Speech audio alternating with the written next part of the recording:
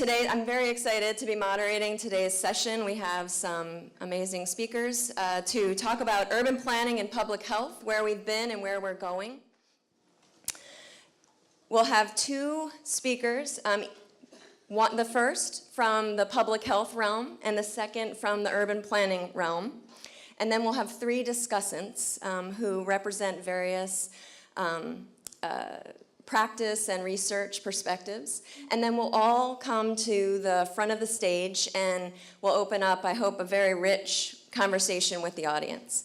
So without further ado, I want to introduce the speakers. First, we'll have, from the public health perspective, Dr. Howard Frumkin, who's the Dean and Professor of Environmental and Occupational Health Sciences at the University of Washington School of Public Health. And prior to that, he was at the CDC as the Special Assistant to the Director for Climate Change and Health. Our second speaker, Daniel Rodriguez, is the Distinguished Professor of Sustainable Community Design in the Department of City and Regional Planning and directs the Center for Sustainable Community Design at the University of North Carolina at Chapel Hill. Our first discussant will be Harris Steinberg, who is the Executive Director of the Lindy Institute for Urban Innovation at Drexel University. And prior to this, he was the founding Executive Director of Penn Praxis, the applied research arm of the School of Design at the University of Pennsylvania. Our second discussant is Amy Hillier, who's an Associate Professor at the University of Pennsylvania School of Design in the Department of City and Regional Planning. And our third discussant is Keith Davis, and he's the Healthy Communities Coordinator for the City of Philadelphia Planning Commission. Thank you very much. I appreciate that introduction, Yvonne. And thanks to Drexel, thanks to Anna and your team. This has been an extraordinary meeting and really is emblematic of what a great institution Drexel is and is becoming, and how exciting this field is. And you've captured that very, very well. Well, the title of today's session is something like the title of the Gauguin painting that I have on the screen there. It's really a chance for us to reflect on where the field is, where we've come over recent years, and where we are going in coming years. So it's really a lot of fun to be in this session, and it's an honor to do it alongside the other individuals who will be up on the stage in a few minutes.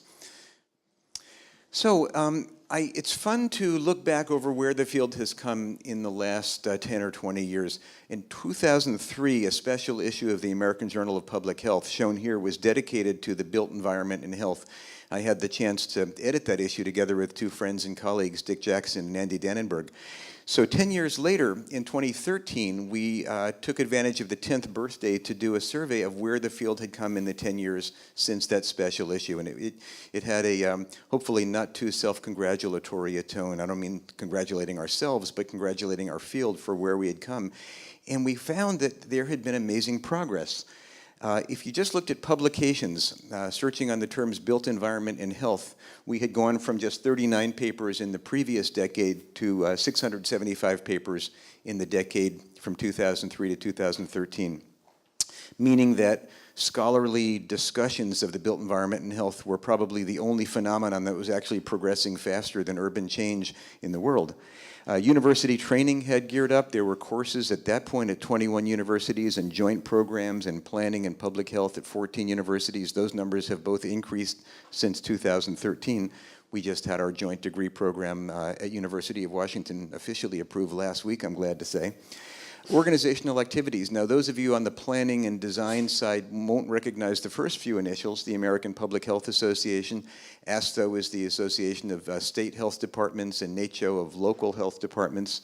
The American Planning Association, market-based groups such as the Urban Land Institute, the American Institute of Architects, all have robust activities at the intersection of health and the built environment. So a lot of action there, very good guidelines being published, very authoritative documents coming out.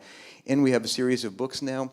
Some of them are designed for use as classroom textbooks and some of them just for general reading. But the things that would make a field have actually emerged robustly in the last decade or so. A lot of scientific advances, and I have to say these were splendidly on display yesterday with the sessions at this meeting. The innovative data sources, quickly deploying social media and instrumentation in the service of research on health in the built environment. multi-level analysis. Ana Diaz-Rue is one of the pioneers of this kind of data analysis, the complex system modeling that we heard about yesterday. So our methodology has advanced quite a bit in recent years. And on the ground where it really counts, we're seeing the market moving. We're seeing more demand for the kinds of product that we all think is healthy. This is an ad from the Metro in DC advertising to young individuals that you can actually buy an apartment. I think this was in Arlington, Virginia, and the real appeal of the apartment was that you could walk from the Metro to your apartment in just a few minutes, in less time than it takes to drink that macchiato and eat that pastry from Starbucks. So it was, of course, really nice to see that the market is advertising walkability and transit use and so on. Although I did the algebra on that particular transaction, so if you walk 10 minutes and drink a macchiato and eat a pastry, there's a net gain of about 300 calories. So the health calculation hasn't been fully realized here. And we're seeing policy changes. We're seeing changes in zoning. We're seeing changes in building codes so that the construction of healthy habitats for people is becoming less illegal in many places, and that's all for the good. So we've made a lot of progress. There's a lot to celebrate, and I hope that there's a celebratory tone to much of our meeting because there is a lot to celebrate. However, we do have some challenges. I've identified 6 of what I think are these challenges, and I'll just discuss those for the next few minutes and then really look forward to our discussion about these. The first is the question of outcomes. An interesting reflection on our field is that so much of it has been driven by a focus on physical activity. This is a little bit reminiscent of the field of toxicology in the years after Rachel Carson published Silent Spring in the 70s, 80s, and 90s. What was the main health outcome that toxicologists worried about during all those years? It was cancer. All of risk assessment is based on cancer. A lot of the research funding in toxicology went to cancer. And you might reasonably ask the question, why was cancer at the center of things? We know that neurologic development, that endocrine function, that lots of other things are affected by toxic chemicals. So historically, what was it that put cancer at the center? It turned out there was a good reason. The American Cancer Society was a highly effective advocacy organization. Cancer is not an uncommon disease. And between the commonness of the disease and the very effective advocacy, a lot of the funding went to cancer, and that became the centerpiece. In retrospect, we may have been a little imbalanced, not paying enough attention to pediatric neurological development, endocrine function, and so on. Similarly, in the built environment and health space, a lot of the focus has been on physical activity. Now, that's not unreasonable. We have an obesity epidemic, and sedentary lifestyles don't help with that. But a lot of the reason for that probably relates to the advocacy by the Robert Wood Johnson Foundation and the funding. They've been the major funding source of research in this area in the notable absence of federal government funding, to which I'll return. And so that has given our field a particular character. Now, that's not all we've done. People have also looked at air quality, at social capital, to a lesser extent at car crashes, to a lesser extent at mental health. And these are all outcomes that we know are linked with the built environment. But one wonders, have we got the right portfolio of outcomes as the subjects of our research, or can we do better? You all know the World Health Organization definition of health, and it's a reminder, as if we needed one, that health is much broader than just the absence of disease, but it's complete physical, mental, and social well-being. It would be ideal if we had a research agenda and we implemented the results of the research in ways that maximized complete physical, mental, and social well-being, and not just the absence of disease along those specific outcomes that we've been studying. In fact, I would argue that we should go even more broad than that. This is the Declaration of Independence, which is nice to be reminded of here in Philadelphia, a historic city. It speaks of life, liberty, and the pursuit of, right, it's not property, it's not sexual gratification, it's happiness. Now that's important. What about happiness? Should we be aiming for happiness? Well, happiness has been discussed a lot in recent years. Here's a dog who's in an ideal built environment, and he says to his friend, I've got the bowl, the bone, the big yard. I know I should be happy. You've probably all seen the research showing that even as our country has propelled itself into great prosperity in the last 50 years, the level of average happiness or self-reported well-being, a related concept, has not increased at all. So what's going on, and should we care? Well, there's a huge field of happiness studies, hedonic psychology, well-being studies, which is a related concept, and these all can be deconstructed a lot. But I think we would all agree that it's better for people to be happy than not to be happy. And although physical activity is good, not being obese is good, reducing your risk of a car crash is good, wouldn't it be interesting if our outcome were a general sense of happiness and well-being distributed as broadly as possible across the population? That would be the sign of a thriving population. And if we knew how to create built environments in ways that propelled us in that direction, that would be a good thing. It's relevant to health. It's not a separate domain from health. People who are happier are healthier, and people who are healthier are happier. So this is quite directly relevant to the central topic of today's meeting. Let me show you some evidence suggesting that the built environment does play a role in happiness. On the y-axis here is the outcome life satisfaction, the people's answer to the question, in general, how satisfied are you with your life? On the x-axis is the quality of life ranking, which relates a lot to the built environment. So the components include access to waterways, parks, air quality, commute time, very much features of the built environment. On a state-by-state level, when you compare the quality of life ranking with life satisfaction, there's actually quite a strong association. Something about the places we live predicts and affects our level of happiness and life satisfaction. In fact, there's an emerging literature suggesting that we can design and build places in ways that help promote people's happiness and well-being. So the subject of today's meeting, urban health, even if we define health broadly, may not be broad enough. And it's ironic for me, my job is the public health point of view in this morning's session, but I want to argue now that we should actually think beyond health to a broader set of outcomes. Second, the scope of urban health. Now, this is an interesting discourse within our field. What is urban health? The topic of today's meeting. Well, one whole tradition holds that urban health is about the health of deprived people living in cities. This kind of has a set of origins in the degradation of cities several decades ago with white flight out of cities and the concentration of poverty in cities and the diseases of poverty, which became the centerpiece of the urban health field.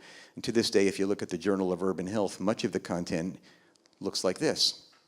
On the other hand, a lot of the so-called built environment and health discourse that I've been referring to in the last few minutes has more to do with walkability, density, the features of urban design that we think may make cities better places to live and healthier places to live.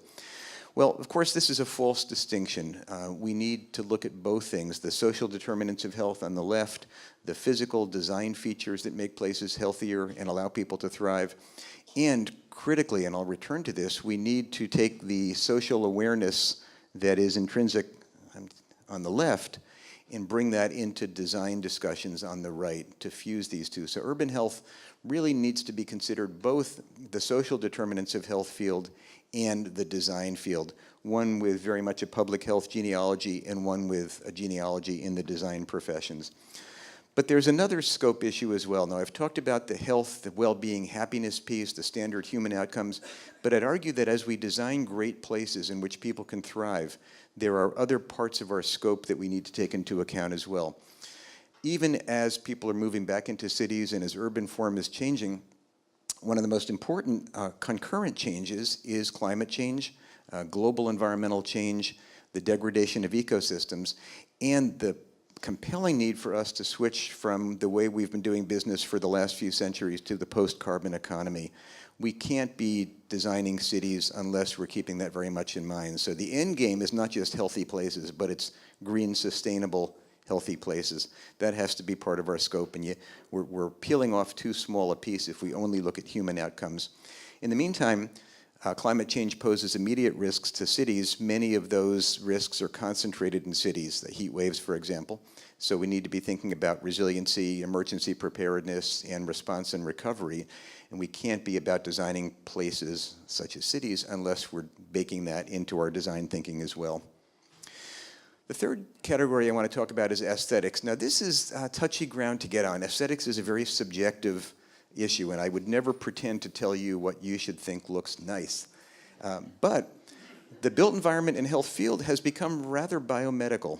We frame our research in the language of hypothesis testing, we find ourselves attracted to measurable, quantifiable outcomes.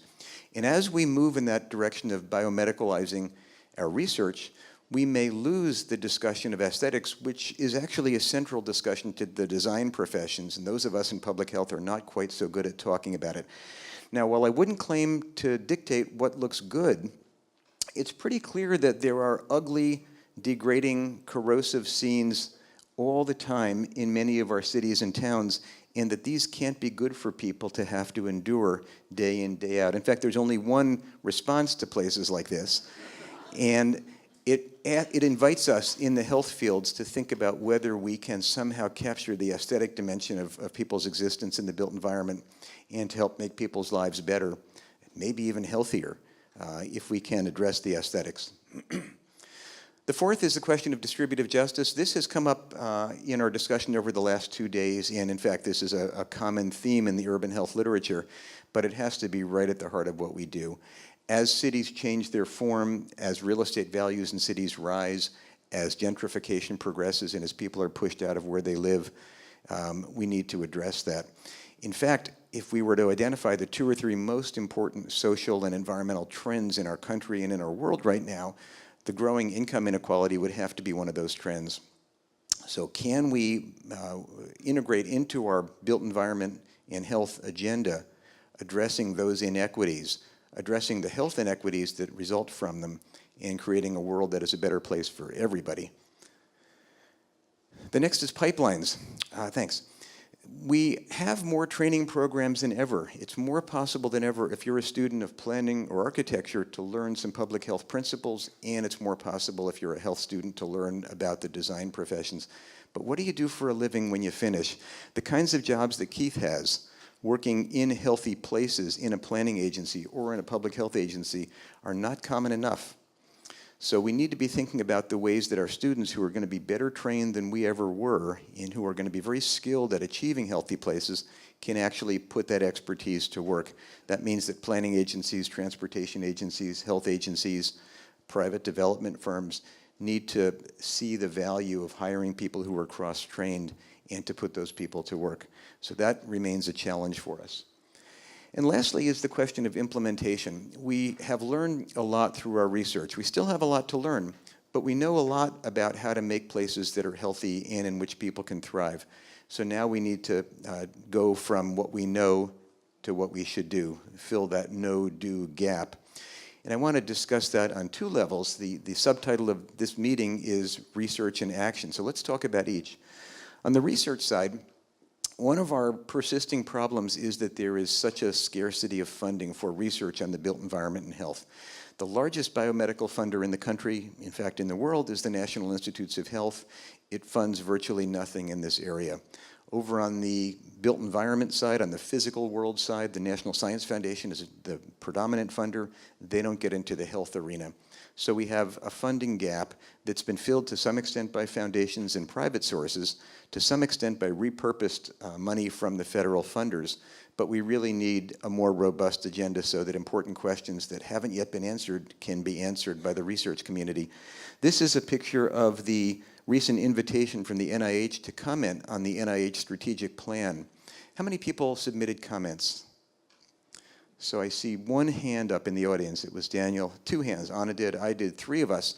And this is indicative of the fact that many of us probably are very comfortable bemoaning the lack of research funding, but when it actually comes to taking steps to change the research agenda and have funding directed in this area, not enough of us have been active. The comment period has closed, so if I've made you feel badly not to have submitted a comment, sorry about that. But there is still time to work on changing research funding priorities and to help the agencies understand the importance and the value of research in this area. When we get results from research, we need to put those into action. That's the implementation step. We need to see streets that are better streets, buildings that are better buildings with healthier materials in them, transit systems that serve people more effectively, and staircases that seduce people into taking the stairs instead of the elevators.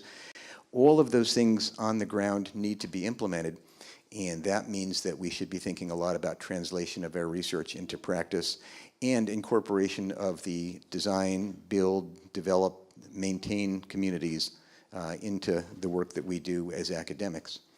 So I'm very pleased to report that we have made great progress in the last 10 years in the built environment and health agenda. I think we really should take a moment to celebrate that.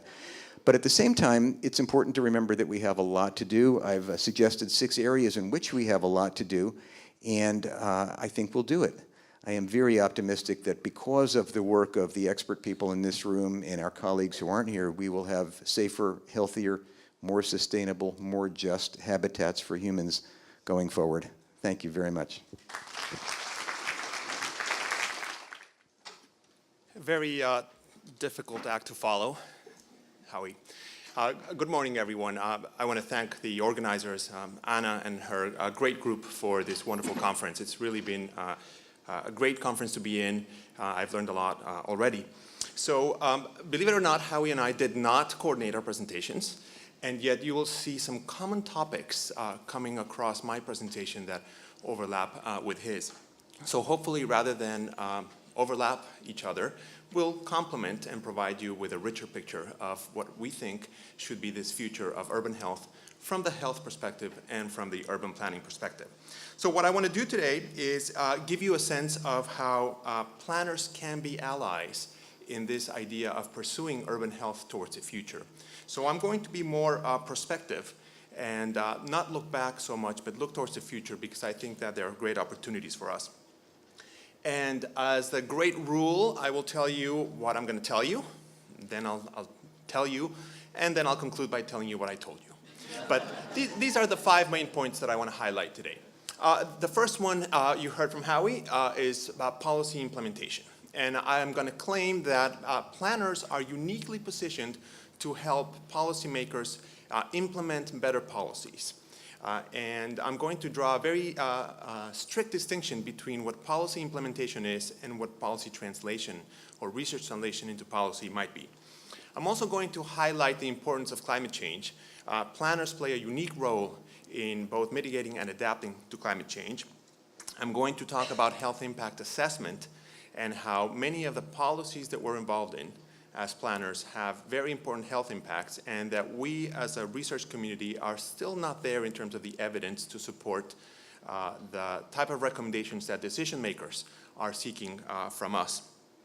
The fourth one is one that didn't come up yesterday, and how we talked about it, and it's road safety, where planners, I think, have a huge role, both transportation planners but also land planners, in terms of impacting how people are exposed to traffic.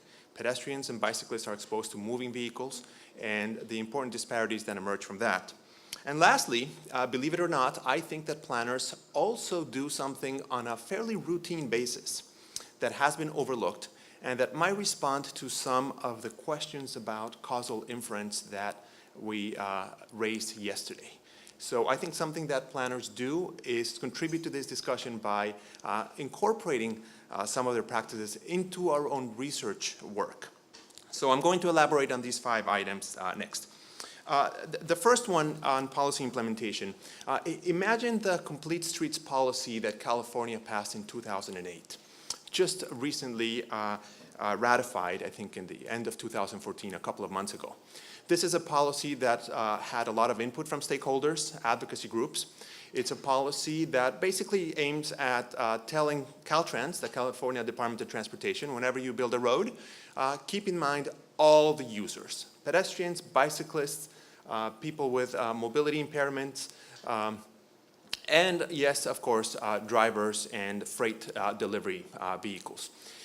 This policy was probably drawn in Sacramento in coordination between the legislature, the advocacy groups, and probably the leadership in the California Department of Transportation.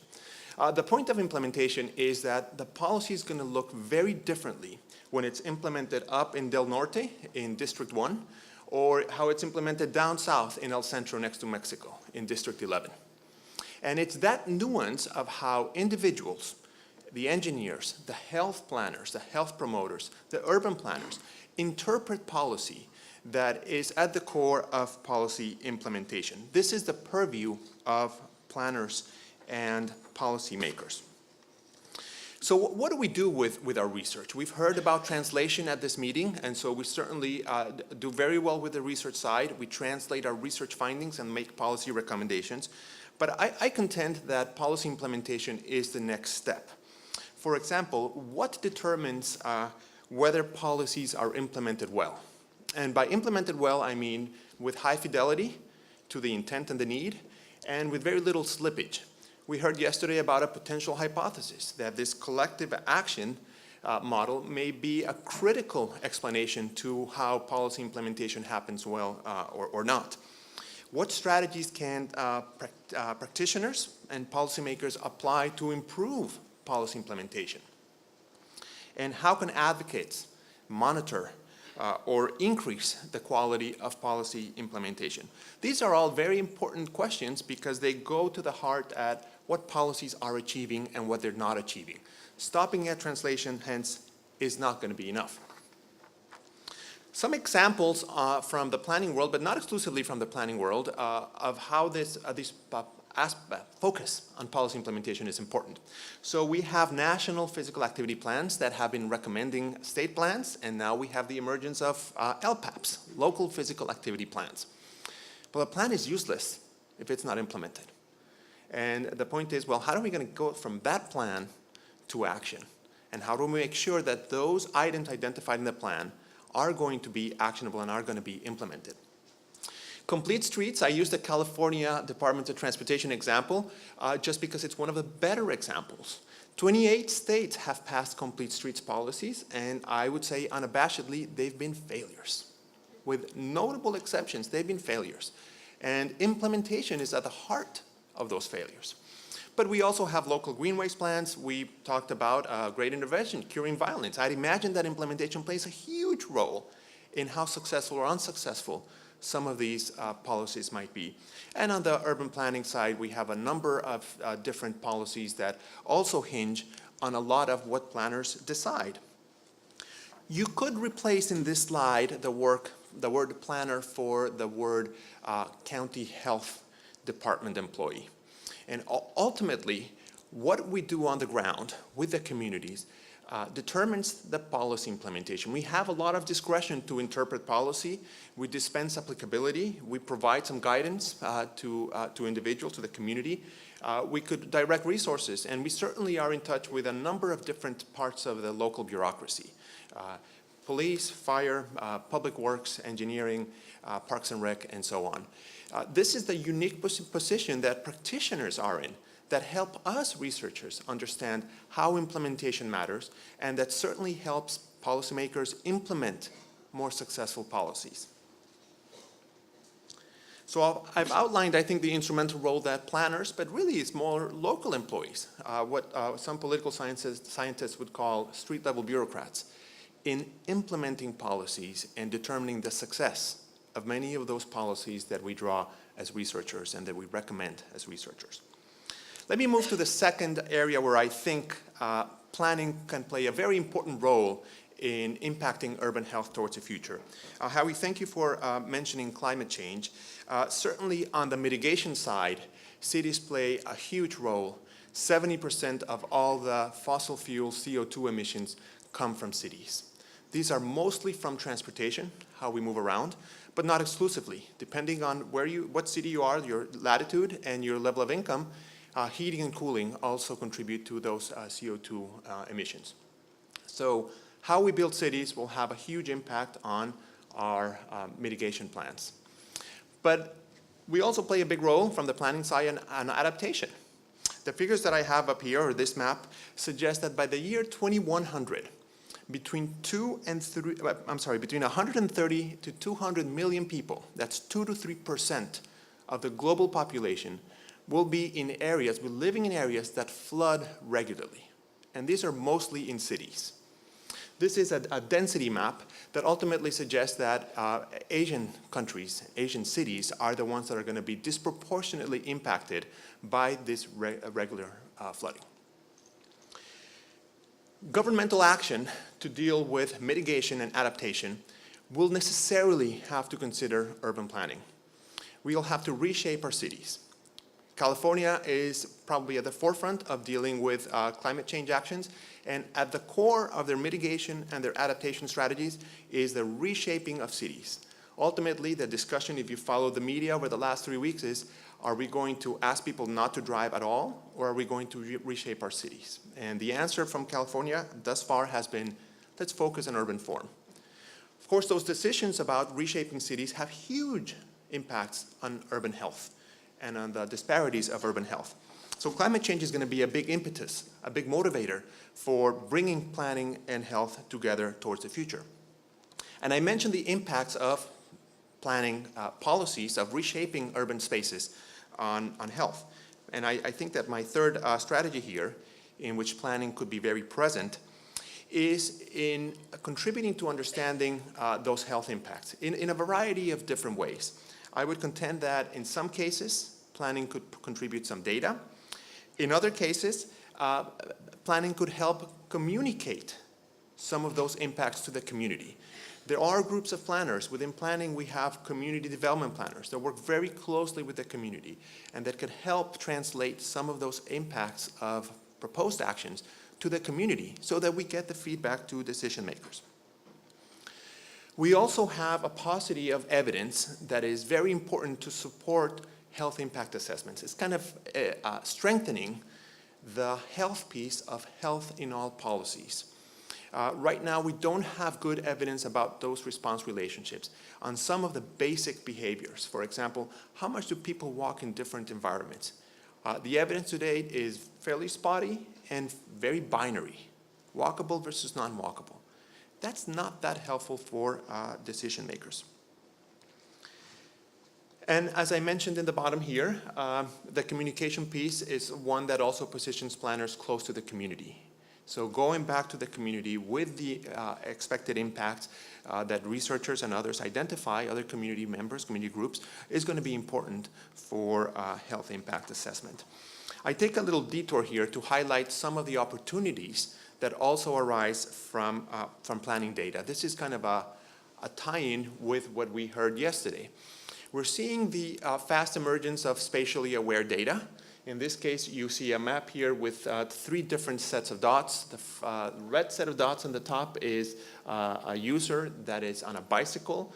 Then the person walked, and those are the pink little dots. And then the person took a bus, and those are the blue dots. Planners can help us understand the behaviors by bringing contextual data. In this case, where parks are located, where residential areas are located, where perhaps office or institutional areas are located. But planners could also provide information by opening up, if you will, the Pandora's box of building permits. Those are online. They are not as fast, they're not as big as the big data we heard yesterday, but they are important in understanding where there's building activity and how are people reacting to or attracted to the extra development that's occurring. Land use information, unfortunately I must say, there's some planners here, we override our data. Those of you that are in the GIS world, we just have a new land use data, our new land use in our community. Erase the old one. We never archive it. So we can never look back to say, how have we changed? How were things in 2000? How are things in 2005? And there's a great opportunity for us to be able to do some of that work, thinking about research, thinking about the questions that we want to answer. And this data is wonderful also because it helps us improve exposure assessment. So I'm going back to the health impacts to be able to understand some of these trade-offs. So if I have my map here, I'm able to superimpose perhaps the plume of particulate matter from automobiles and roads and get a sense of how am I exposed to some of these areas. Why is this important? Well, take a classic corridor. This is a natural corridor west of Raleigh in North Carolina.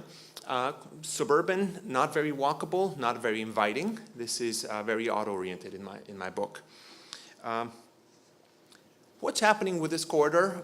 There's a motivation to redevelop it. This happens in cities. This could be a brownfield and might look a little more gritty, more urban, but the idea is the same. And we have a wonderful group of urban designers and architects come and propose something like this. Great images. Now, let me highlight here, importantly, that there is never any talk about equity and housing affordability. Very, very important at the heart at health and economic opportunity disparities. But putting those aside, very important, putting them aside, what I see here is perhaps more vehicular traffic, perhaps the same amount, maybe a little less. But these are vehicles that are going to be going slower, are going to be stopping and going more, probably, at least in the short run, emitting more pollutants. I see great tree canopy. It's very aesthetically pleasing. The tree canopy will protect the pedestrians and even the local climate area from heat island effects during the day by providing shade, but can also probably trap heat during the night. So nocturnal heat is probably going to rise. I see more pedestrians. They're walking more, their inhalation rates are going up, and they're exposed to some of these emissions that are happening. There's probably also more interactions between pedestrians and vehicles. Not bad, but all of these competing risks are present now in these types of proposals. And when you talk to a council member, and when you talk to a neighborhood, when you talk to a local business, be them, if they are pro or against this type of development, they want to hear what those impacts are. And our health impact assessments currently just tell you, I think it's going to be better, or I think it's going to be worse. Important to start the conversation, no doubt. Important to activate the community.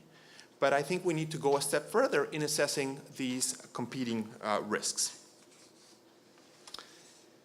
The fourth element that I want to highlight was sorely absent from our discussions yesterday, particularly because it's one of the two pillars of the de Blasio administration, Vision Zero. It's affordable housing and Vision Zero. And we didn't hear much about road safety yesterday, and how we thank you for bringing it up again. But I think planning is critical to improving particularly pedestrian and bicycle-related road safety. This is as much a purview of planning and transportation engineering as it is of public health.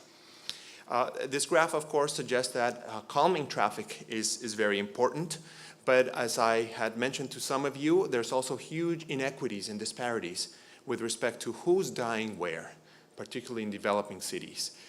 Those dying are low-income individuals. Where are they dying? They're dying in high-income areas where the cars are going fast. So huge challenges for the future of urban health. And let me do a quick reflection here as I wrap up my talk. Someone yesterday mentioned or used the term insidious ordinariness, and I thought it was great. It was great because it reflected, in this context, what I'm feeling about vehicles. They have become so ordinary, automobiles, in our life. In just 100 years, backtrack to 1915, just the automobile was just penetrating American cities. In 100 years, vehicles have become insidious, they're everywhere, and ordinary. We don't even pay attention to the choices that involve vehicle use. And I would surmise that maybe 100 years from now, our great-great-great-grandchildren will look back at how our cities are designed today and marvel in dismay at the fact that we were concerned about letting our children go out the street because they were going to hit, maybe they could be hit by a block that is 1 ton, a metal block that is 1 ton. Traffic safety, we're going to look back and say, what were we thinking? This is absolutely crazy. There are some changes that are coming up with vehicles in the short run that are really important for urban health. The first one is the death of vehicle ownership and the rise of shared vehicles, sort of the sharing economy. This is particularly important for urban areas. BMW has strategically said car sharing is going to happen in cities. Suburban areas, rural areas, that's where we're going to market our vehicles, but we're going to have a division of car sharing. And it's no surprise car sharing is rising dramatically. But also automated vehicles. Those same agent-based models that we heard yesterday could be used to make inferences and give us ideas of what's going to happen if the cost of driving decreases. That's ultimately what automation does. I can do other things while I'm on the vehicle. Relax, maybe work a little, make some phone calls. The cost per unit of time is going to drop. That probably means more driving. As the cost of something drops, people are going to consume more of it. But spatially, unfortunately, it's also going to mean that our cities are going to expand more because that cost is dropping. And so here we have the dual challenge. We have great technological innovations and creating great challenges for planners and for for urban health. My last point has to do with improved causal inference, and this is where I am going out on a limb a little bit, but this spatial data has been wonderful in contextualizing where people are active. But unfortunately, many of us have researched this data in ways that I think muddy the waters in terms of causality. It's as if I wanted to understand why people went to the movies, and I went to the movies and asked people, why did you come to the movies? Leaving aside the people that didn't go to the movies, leaving aside the contrast, the counterfactual. And to date, a lot of our research that has used spatially aware data has ignored that contrast largely. In a stylized way, a lot of our research, observational research, because we've agreed that RCTs are not feasible and in some cases not even desirable in urban areas, our observational research looks like this. I have a person to the left, and I try to match that person very closely through adjustment, through controls, with a person on the right. Those individuals are exposed to different environments, and I observe differences in behaviors and attribute those differences to the exposure. It could be more distal health outcomes, and the reasoning is the same. Or thinking longitudinally. This could be person in year 1 and in year 2. The person moved environments, perhaps, is now being exposed to different environments. Let's look at differences in behavior and health. This type of causal thinking requires heroic assumptions to be able to make strong causal statements. That was clear from yesterday. Well, let me suggest an area that planners deal with very regularly and that I think will improve, not solve, but make an improvement in thinking about causal impacts of the built environment specifically on behavior and hopefully health. And it's the idea that is unleashed by this spatially aware data. So you know what route I took. You saw that map of the breadcrumbs. Potentially, one can consider the routes that one did not take. And of course, this doesn't come from planners. Planners are helpful at using this technique. This is a classic choice problem in microeconomics. So you can look at route A, route B, or C, or D, or E. We know that the person chose route A. That's what we see in our spatially aware data. But we can also see what are the attributes of B, C, and D, and why didn't they pick those routes? The epidemiologists in the room are saying, well, this is a classic case control example, right? You have a case, the case is route A, and you have controls, route B, C, and D. And ultimately, that's what this is about.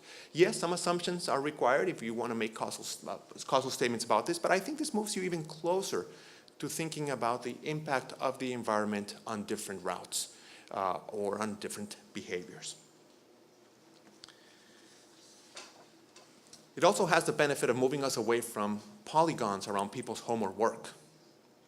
We experience the environment, for those of you that walked here, we experience the environment as lines, as corridors, as areas.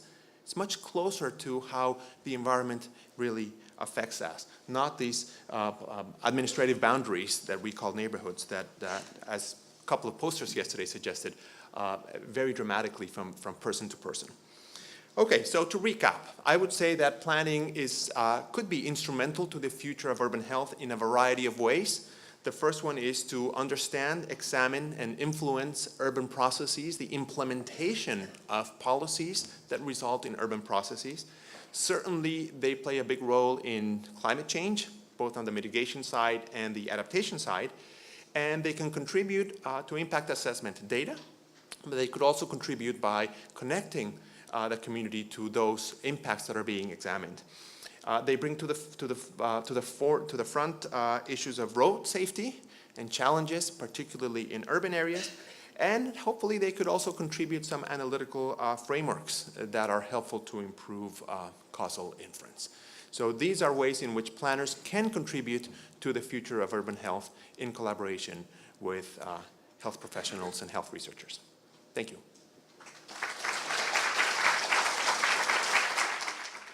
Well, thank you. Both of those presentations were really wonderful and stimulating in terms of the imagination. So I have the honor to be a respondent, to kind of sift through and filter what I heard through my own kind of lens of experience and professional discipline and offer a couple of thoughts. So The three, I think, key strands that resonated with me, and I'm a planner, an architect, and a Philadelphian, are equity, quality of life, and happiness. So I'll kind of opine on those three strands kind of relative to what I heard for a couple of minutes. I know I've got a little less than 5. So equity. 5 years ago, I had the opportunity to help create a roadmap for Philadelphia to add 500 acres of new park space to the city by 2015, which of course is the year we're in now.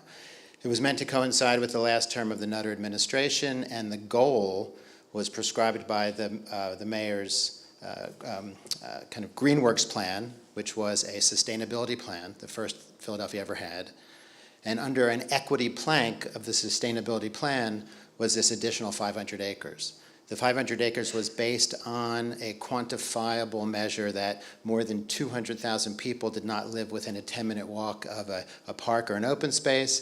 It was very much about access to open space and was related to public health, as Howard was saying. But there were also issues of mental health, access to clean air, tree canopy. All of these were kind of embedded in that. Coming up with a plan to add 500 acres of park space in a city like Philadelphia during a recession was difficult.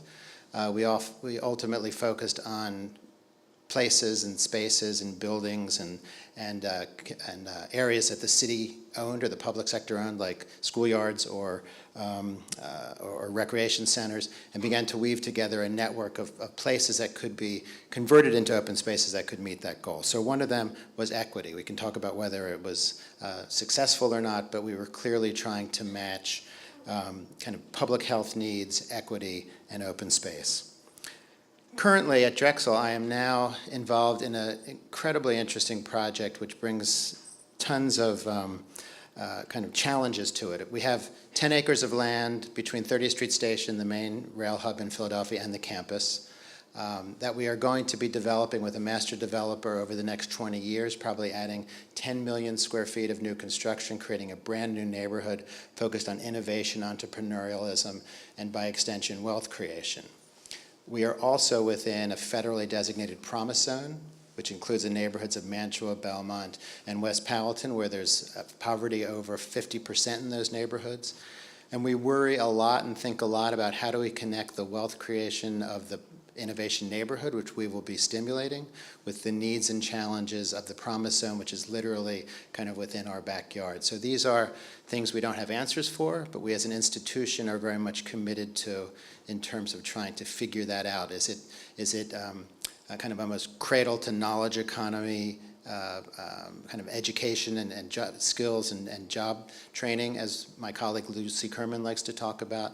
What are the policies and programs we can put into place to make sure that this innovation neighborhood just isn't a playground for the millennials or their successors, but really is a true kind of piece of urbanism that everyone can partake in and participate in. Gentrification, of course, then becomes a major part of that conversation, and how do you have a conversation about gentrification is another thing we're worrying a lot about. Quality of life. What constitutes quality of life? Who makes those decisions? I was on a panel last night at the local chapter of the AIA about electronic billboards. Council member whose district includes East Market Street, which was in its heyday 7 or 8 major department stores. Now it's down to 1 on the eastern side of Center City. A number of years ago, a council person thought, wouldn't it be great if we allowed the billboard companies to come in? We could get lots of money from them. We could create a mini Times Square. It's not so clear that it's necessarily A, good idea aesthetically, and B, that it really has anything to do with what it's like on the ground and the quality of life that it engenders. There were many people at this forum last night who were complaining about light pollution, who were complaining about a number of different kind of impacts on them psychologically. So it does get down to, in my work, who makes these decisions, how are they made, what's the role of the public, what's the role of the professionals, what's the role of our elected officials in determining the physical environment that we live in. And finally, happiness. As much as I love the current trends about how planning and health and city building are really at the forefront of everybody's kind of thinking about urbanism and cities, I worry a bit about the trap we fell into 50, 60 years ago when after World War II, we felt that we could rebuild our cities through physically reshaping them. I think we're doing it now with a much lighter touch, at a much more granular level, at a much more kind of sympathetic and humane kind of sensibility. But again, we can look no further than Market Street here and into the Science Center, which is just west of us, to see the results of urban renewal and sort of the deadening of the urban experience, which wiped out whole neighborhoods. And we are still 50, 60 years later kind of dealing with the reverberations of those kinds of major transformations of cities. I think one of the trends that is positive is almost a grounds-up kind of tactile urbanism, as it's called, or guerrilla kind of pop-ups that you see happening throughout cities. A lot of this, of course, is the younger generations, the millennials and others who are coming back to cities, but they're reclaiming spaces that were abandoned by our rush to urbanism in post-World War II America and around the world in a way that is seemingly authentic. It's not necessarily packaged, it's not marketed. I think we're at the cusp of stopping, because I'm just told to stop. And there we'll go. All right. Amy. Yeah, we miss Harris at Penn. He used to be on the floor above me, but we're glad he's nearby. I'm trained in social work, and as a social science researcher, I have a job in a school of design because I teach GIS mapping. And once I got there, I decided I'd be a social worker at a school of design doing public health research.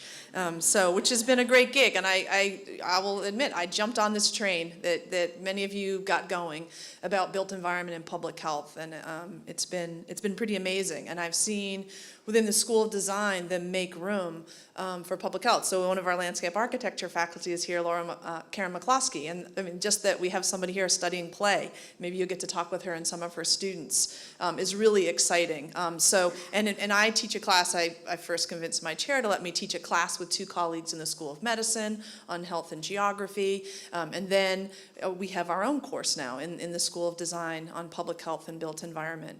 So it's really exciting.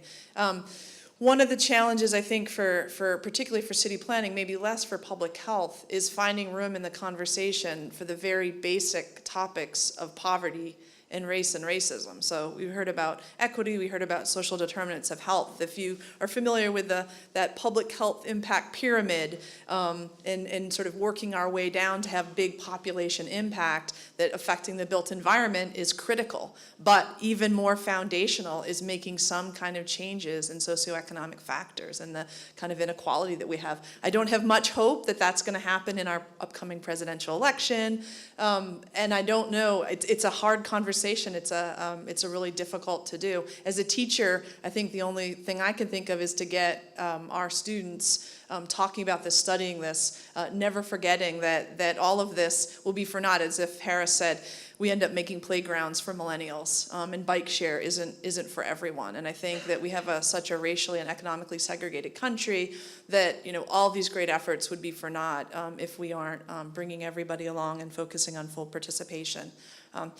Another critique I would just have of planning and the design professions that again may not be as true for public health is just who are the professionals who we are training, who's the next generation. So researchers are one thing, and we know some of our pipeline challenges as academics, but in city planning and architecture and landscape architecture and historic preservation, we have very low proportion of students of color. And these are the folks who are framing the debate, who are designing the cities. I don't have a great solution for how we figure that out, but it's something that we have to do. It's just not sustainable to have predominantly white professions planning for cities. And I think we need to figure out ways to, if that's changing public education at the high school level or internships or what we do, to introducing the design professions and really showing that they're compelling and important and that we need to change what they look like. One other, I loved the Plan, Do, Check, Act. cycle that you introduced us to in terms of, and Daniel talked a lot about implementation. A lot of us in this room are researchers who have the indulgence of spending a year or two studying something carefully and talking about reliability and validity and causal inference and stuff that we should be thinking about. But on the ground, somebody like Keith who'll speak next, like city governments, nonprofits, they need answers right away. They need to know right away, how are people experiencing public space, these spaces, these programs, and how can they make them better? And then in the meantime, we can spend our years and hopefully our millions of dollars like figuring out exactly why and why environments are impacting individuals differently. But I think this is a responsibility that we all have, the researchers in the room, to help find ways that our methods can be useful on the ground in public health departments. So I know that Yvonne Michael worked with some folks in the city in a nonprofit doing walkability assessments. And that's something that I'm going to hope to borrow with some of my students and do some work with a focus on an age-friendly West Philadelphia initiative. I think there's a lot of examples of this. Health impact assessments is one tool that came in and said, hey, you don't have to have a 10-year primary data collection endeavor to figure out what's going on to try to make a change. But that's not easy. It's not easy to train folks who maybe have master's level to do research. But I think it's there's a lot of interest and willingness. And just to end on the question of outcomes, I have certainly shared in the frustration of obesity being sort of paramount, even though I've, like I said, sort of ridden this train and did not respond to the open comments about from NIH. But I really like this idea, and this is for all of us, public officials, researchers, to reframe, really what the end game is. And one thing I would put out certainly in social work, social welfare, well-being, I think is a really important concept. I think full participation. And something I've become interested in these public spaces, which we have so many new ones in Philadelphia. I hope that those of you who aren't from here are getting out to see some of our new public spaces, is thinking about who's using them and who's using them together. And I've become really intrigued. We have this diversifying. White will be the minority within 30 years in this country. Are the spaces we're building going to be places where people are going to come together across race and class? And that's something that we can sort of study and figure out, and that has so many benefits in terms of democratic participation, but also health, as we think about racism and racial segregation as being really contributing significantly to health inequalities. Thanks. Thank you, everyone. Fantastic presentations. Definitely difficult to follow. My name is Keith Davis, and I am the Healthy Communities Coordinator for the City of Philadelphia. In that role, I help to integrate the health department's goals for reducing chronic disease across the city and across neighborhoods through the city planning process. So I've kind of bounced from psychology to planning to health, back to planning, where I am now. My first foray into planning, I was very excited. I brought a NOVA's chi-square test to show, why they should be doing, this and that. And that was immediately tossed for just show us the data. Then I eventually went back into public health. I worked in San Francisco, learned a lot about health impact assessments, came back to planning in Baltimore and then now in Philadelphia. And doing health impact assessments for the health department is vastly different from trying to consider the health impact of a given project in planning. So there's that push and pull that exists. And I think for that reason, it would be worthwhile for me just to talk for a few minutes about my perspective of planning and health and how they work together and sort of like what my day-to-day is. And we talked about the past and the future. I just want to talk about the present for a second in Philadelphia. So just to give some context, a lot of you may already know, but I think it helps to reiterate. So land use planning is the process for guiding the orderly growth and development of the community.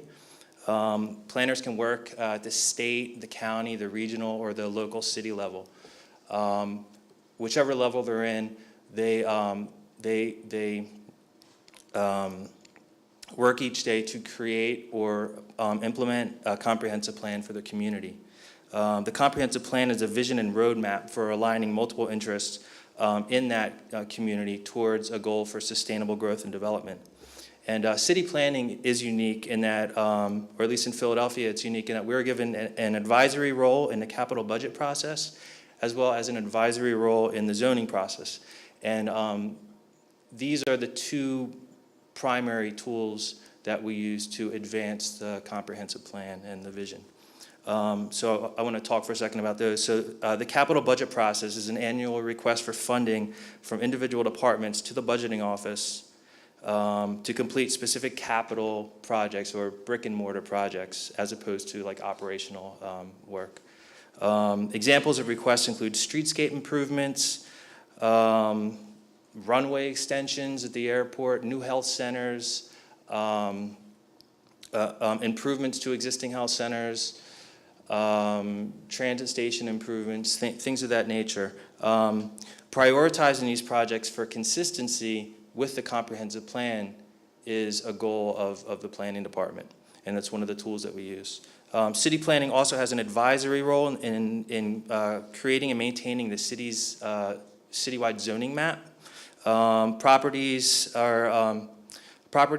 have zoning designations that serve to limit their form, such as their height or their width, as well as their function, such as a residential property, commercial, industrial, institutional, open space, mixed. So a coordinated zoning effort can be an effective tool then for ensuring that residents have opportunities to choose different lifestyles, whether it's raising a family out in a suburban style neighborhood, or living a life where you can walk to work, walk to school, and have access to different city amenities. And also it's important for people who might not have those options to, at least at the minimum, have access to city amenities.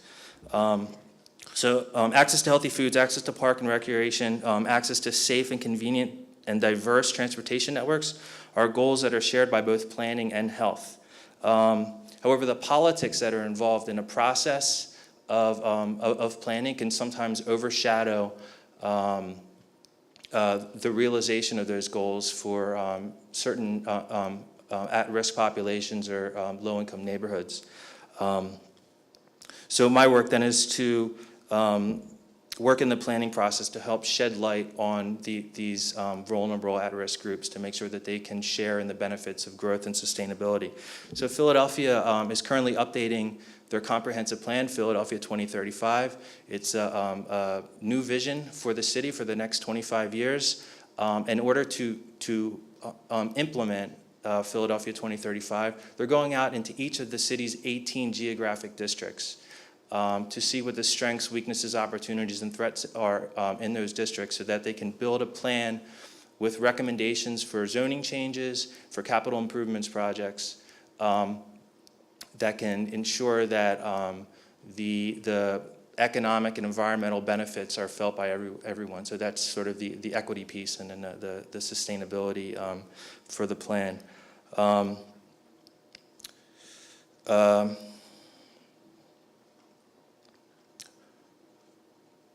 My role then is to use the data from the health department, the community health assessment, to take that data and to build a profile for each district, sort of as the beginning of the planning process, and then to see that there are certain health disparities in each district, and then kind of build a hypothesis about why those health disparities might exist, and then join the rest of the planning department in our outreach to identify what might be causing those disparities, and then working with the planning department then to inform the plan to address those specific health disparities. And I'm getting to stop, so thank you.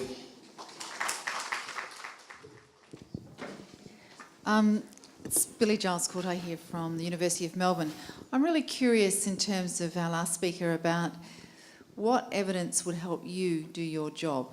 If we were going to help you achieve what you need to achieve to create better communities that reduced inequity, what could we do to help you? That's a great question. I think that Daniel touched on it. The idea of health impact assessments, not always necessarily having the quantitative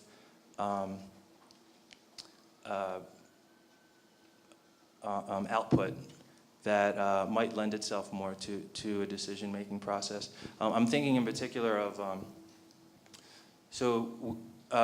the city a few years ago, before I was here, conducted a health impact assessment on the extension of the Broad Street line down to the Navy Yard.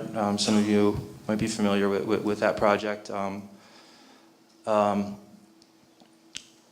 The health impact assessment was of the plan for the Lower South District in Philadelphia and for the extension of the Navy Yard, or the Broad Street line to the Navy Yard.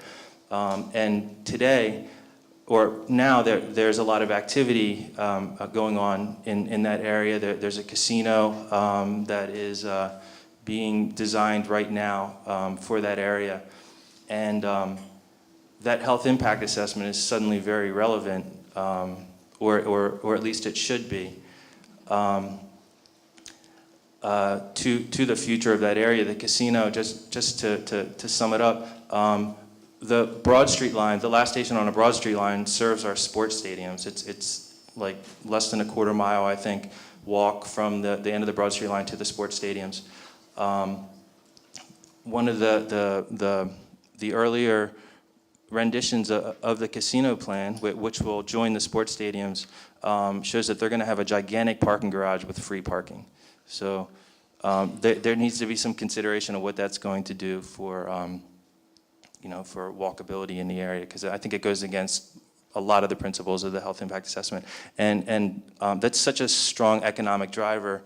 Getting a voice at the table with qualitative evidence becomes a challenge. So it really helps to have the quantitative.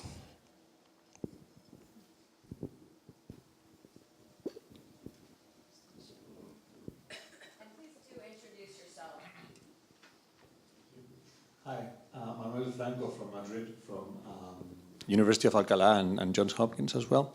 I'm lucky enough to be the PI of a study funded by the European Research Council, Heart Healthy Hoods. Some of you saw the many posters that we've overflooded last night. We were lucky enough to expand the urban planning or the urban environment research, not just focusing on transportation and physical activity, but also we were asked to include alcohol, food environment, and tobacco environment. And over there we are pretty lost in the sense that there's way less research done on those areas. And I wanted to ask if you have something on that, or what are the ideas.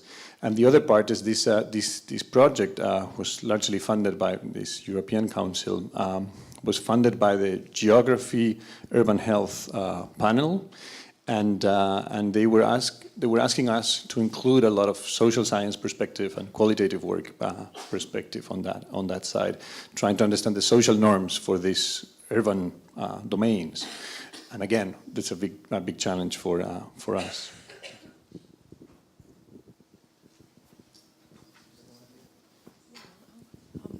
I'm really glad that you mentioned alcohol and tobacco. As Howard mentioned, physical activity has, for lots of reasons, sort of trumped in a lot of these conversations, and access to healthful food, which is something I study and the city's been very involved in. When we're talking about racial and economic inequality in the United States and urban, access to alcohol and tobacco advertising and alcohol tobacco advertising are huge factors in that. And I think as researchers, as much as we can contribute, consider that. So the Get Healthy Philly, the corner store initiative, I've spoken with those folks, like, can you have a healthy corner store that's plastered with tobacco advertising just because they have, some fresh vegetables? And I think that we're starting to have this more integrated health perspective. I think that the GIS folks, this is where even just basic mapping can be helpful to see where, so in our cities you have to have licensed tobacco outlets and licensed alcohol outlets just to see where those are, and start for that to be considered in basic zoning zoning and some city regulations.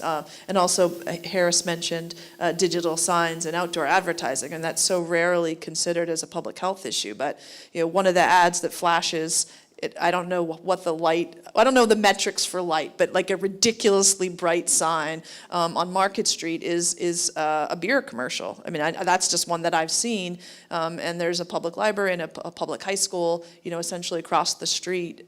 So I think being aware of that and thinking about ways that we can control that, I'd be really interested if there's some European examples of controlling. I think we're just starting to find some ways to do that here.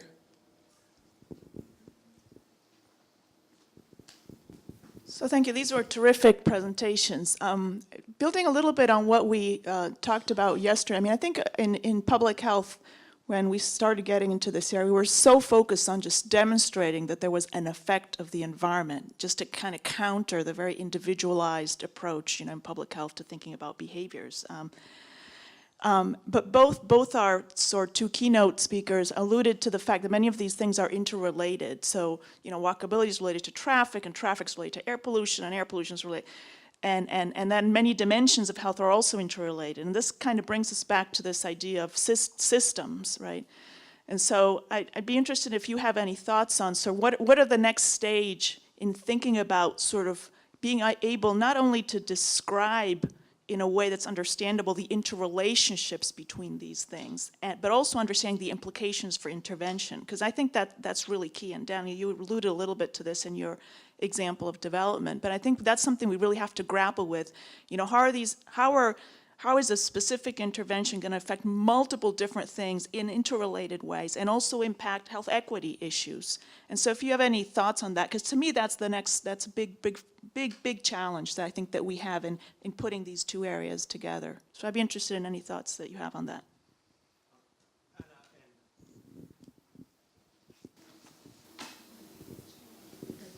And to connect your question also with the previous question, I think it is very positive to see some agencies starting to think, funding agencies, particularly the National Science Foundation, starting to think about these coupled systems, or more than two systems, of course, but interconnected systems. And part of the requirements to address some of the questions that they're funding are to incorporate interdisciplinary groups of researchers. Unfortunately, normally driven by the directorate that is pushing forward the agenda. So it could be biology, social science, and a couple of others.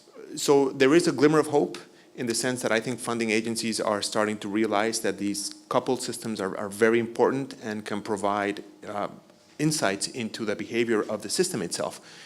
Yesterday, absolutely right. I think, we talk about urban systems, right, with multiple pieces, subsystems operating.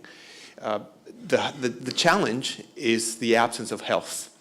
And maybe I'm being too naive, but the expectation and the hope is that really within the next 10 to 15 years that there's more cross-funding to be able to support this type of work. In the US, many of you will know about the collaborative around sustainability that involves a number of different agencies, EPA, the Department of Transportation, Housing and Urban Development, and notably absent from the collaborative is Health and Human Services. And we're sort of thinking about sustainability absent from health. Political issues drove that, but I think that my hope is that within the near future, hopefully within my research lifetime, health will become more integrated into the NSF funding, and likewise, in the other direction, that NIH would understand the importance of some of these other disciplines that come together to address health questions. Can I just add something to that? Because I agree with Daniel, the Obama administration's kind of co-joining of EPA, HUD, and DOT for the Sustainable Communities Initiatives is a really kind of landmark movement in the right direction, but health was notably absent. On the other hand, here in Philadelphia, in the local level, Keith's position I don't know if it is now, but initially was funded by the CDC, is coming through the Department of Health in Philadelphia, specifically to lodge someone like him in city planning. So you've got, I think, at the local level, through a kind of a national organization, a really interesting model that, you know, may be another kind of vehicle for kind of the road ahead that you're trying to kind of figure out. I'll just, just mention a couple of thoughts on it and limit my comments to academia. It's very interesting that when we list the major challenges we face as cities, poverty and racism, housing, transportation, you can't map the criminal justice systems. You can't map those to academic departments or disciplines very well in most cases. So it suggests that our categories of thinking and of instructing students and creating the next generations are all wrong. When you look at the major innovations we've talked about in the last couple of days, geospatial data analysis, systems analysis, asking and answering the big questions we've tackled, it's hard to avoid the conclusion that academia is poorly equipped to deal with those things and to train the next generation of leaders.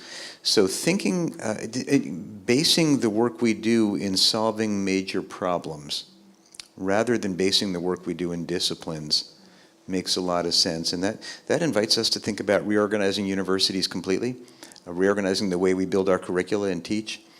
It requires that when we sit down to tackle a big problem, we bring as many different players to the table as we can, even if they think they have nothing to add, because they probably do.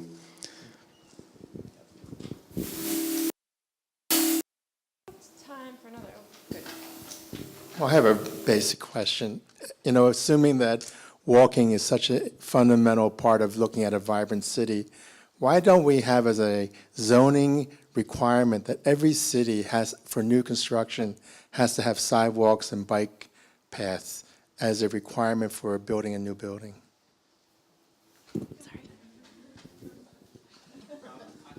I second your suggestion. I think it's very important, although I would amend it in a strategic way. Coming from North Carolina, which is having Charlotte and Raleigh in the top 10 of most sprawling and most rapidly sprawling cities in the U.S., I've been exposed to new developments that have a sidewalk starting right here and a quarter mile end right there, and nothing more. And when you ask the local planner why, the local planner tells you, well, you know, the council thought that it was a great idea to require any new development to put in sidewalks. And the suggestion is, the amendment, it's a good idea, but the amendment is, let's ask the developer to pay in lieu of the sidewalk, so that the planner can then more strategically use the money to invest in the areas where you have huge needs, bottlenecks. Maybe there's a barrier, a huge highway that is not letting a large number of people enjoy the environment because of these barriers. But I agree with you. Zoning is the main instrument that planners have at their disposal, although very politicized, of course. I just want to follow on that last word, the very politicized piece. We seem to have a genius in our country for politicizing common sense issues and making it impossible to discuss them constructively. We've done it with climate change.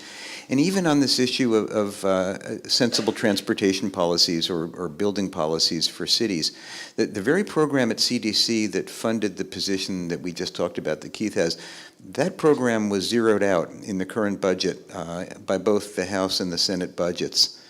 As was the climate change program at the CDC. So there's a dangerous undercurrent here, which is the politicization of many of the common sense ideas that we're talking about. We desperately need to overcome that polarization in our country. It's corrosive in lots of ways.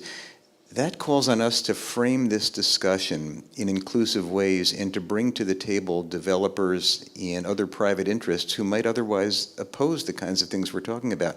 There shouldn't actually be a lot of dispute about the pleasures of walking down the sidewalk in a safe neighborhood.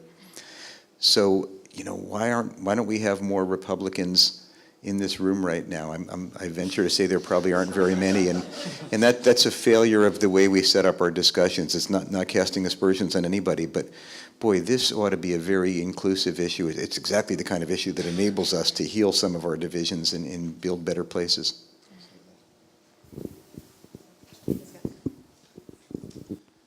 Thanks for that question.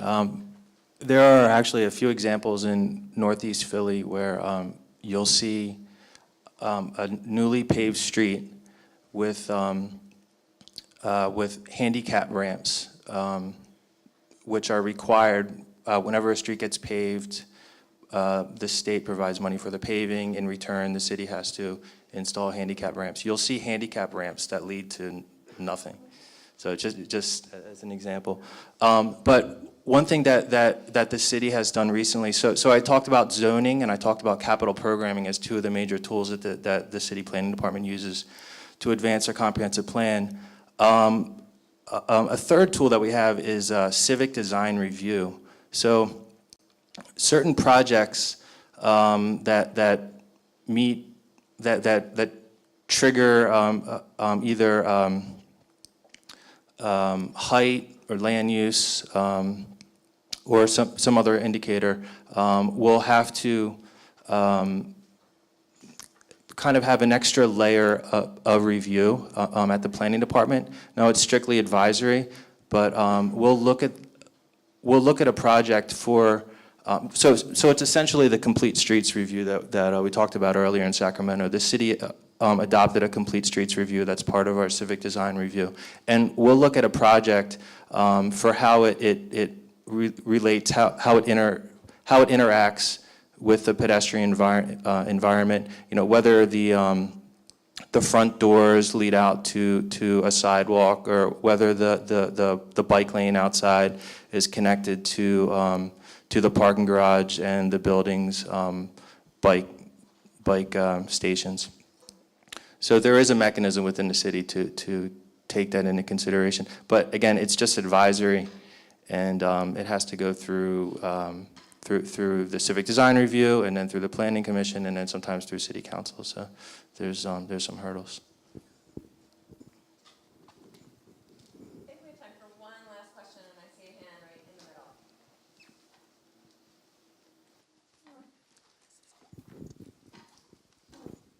Hi, I'm Jana Hirsch, a postdoc at the Carolina Population Center at UNC. And I think that a lot of what I've heard and what comes up in my mind is how we're going to reach the people outside of this room. So a lot of us agree with everything that we're talking about. We're thinking about the future.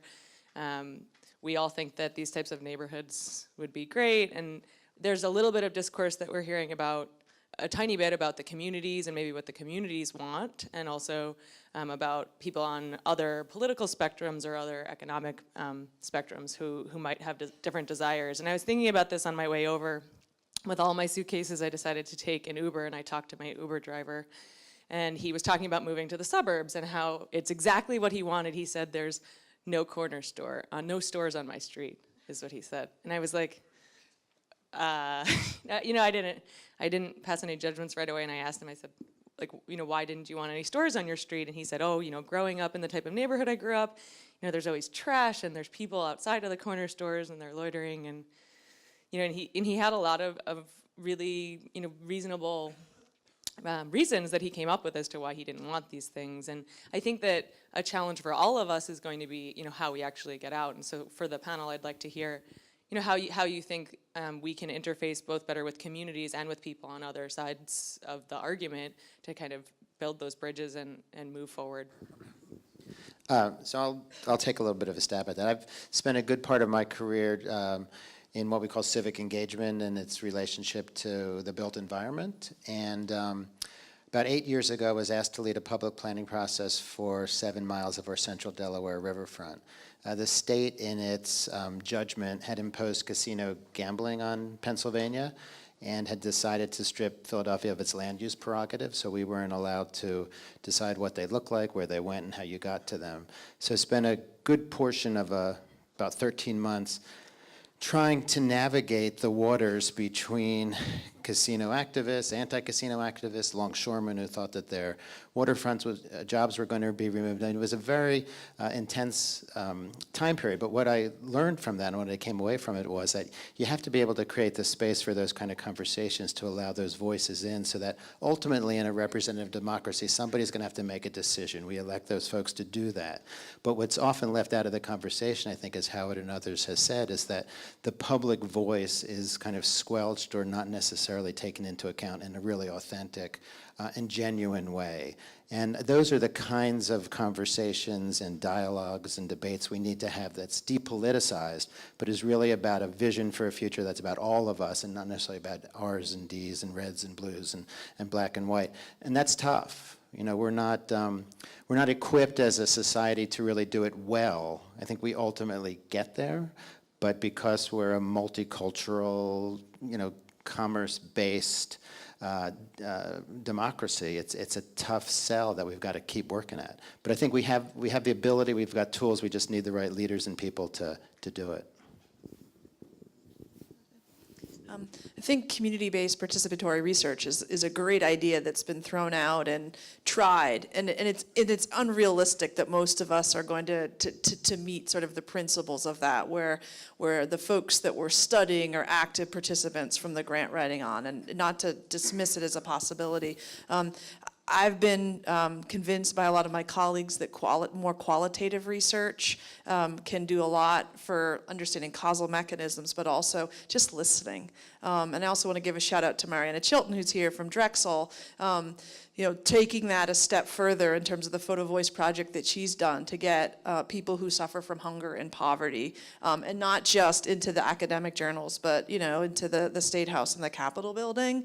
You know, we are privileged to be at these, you know, incredible universities, and to use some of that access that we have to power to, you know, to help other people hold up their voices, I think is really a great model. I add one piece to that, Jana. We just heard a lot in the last two comments that I really agree with about inclusive, authentic dialogue and engagement. I also think there's a critical role for leadership. And I don't mean the demagoguery that we're seeing as the election gears up, but I mean values-based leadership where people can effectively frame issues well and champion those issues in ways that bring the public along. You know, at base, a lot of this is about good lives. It's about caring for our kids and our grandkids. It's about fairness of opportunity and a fair society. There is a lot here underlying the work that we're doing that ought to be broadly compelling, but it takes effective leadership voices to frame the discussion that way and to bring people along. So I encourage everybody here, and especially the students, take on the mantle of leadership, learn how to frame these issues and speak about them with passion and authenticity. Doesn't mean you stop listening to the communities you serve, but it means that you help lead. So thanks to everyone. I think we're out of time for this question and answer period, but I hope the conversation continues during the break.